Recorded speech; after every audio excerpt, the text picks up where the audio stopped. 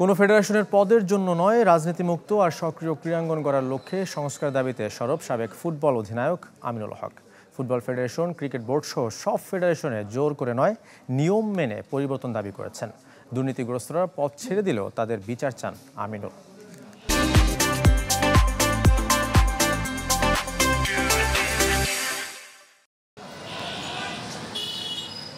কখনো cricket board, কখনো জাতীয় ক্রীড়া পরিষদ, ফেডারেশন থেকে ফেডারেশনে পরিবর্তনের ডাক নিয়ে অনেকের ভিড়ে পরিচিত মুখ আমিনুল হক। ফুটবল ছেড়ে ব্যস্ত হয়েছেন রাজনীতিতে, তবে খোঁজ রাখেন ক্রীড়াঙ্গনের। নিজে রাজনীতিবিদ হয়েও স্বপ্ন দেখেন রাজনীতিমুক্ত ক্রীড়াঙ্গনের।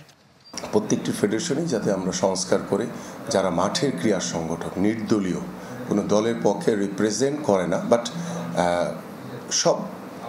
সবাইকে আমরা রাখতে চাই। ফুটবল ফেডারেশন, ক্রিকেট বোর্ড সহ সব ফেডারেশনে পরিবর্তন চান আমিনুল হক।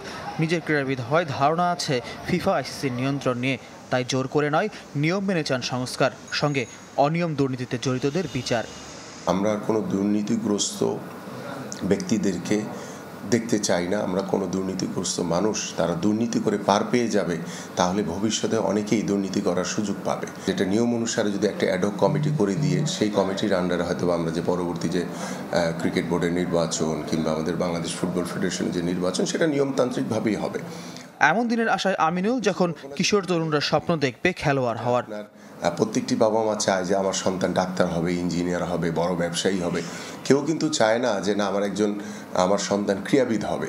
প্রত্যেকটা স্পোর্টসে পেশাদারিত্ব আনলে তখন আপনার ওই বাবা মা নিশ্চয়ই চিন্তা করবে যেটা আমার ছেলে বা মেয়ে পড়াশোনার পাশাপাশি স্পোর্টসের সাথে জড়িত হোক। এখানে একটা সংস্কারের আন্দোলনে সক্রিয় হলেও নিজে কোনো ফেডারেশনে পদ চান না। আমিনুল হকের লক্ষ্য পুরো ক্রীড়াঙ্গন নিয়ে কাজ করার। আমি কোনো ফেডারেশনের একটা সদস্য থাকতে চাই না। আমি চাই যে বাংলাদেশের টোটাল স্পোর্টসটা নিয়ে কাজ করতে, যাতে। ফয়জুল ইসলাম, চ্যানেল 24, ঢাকা।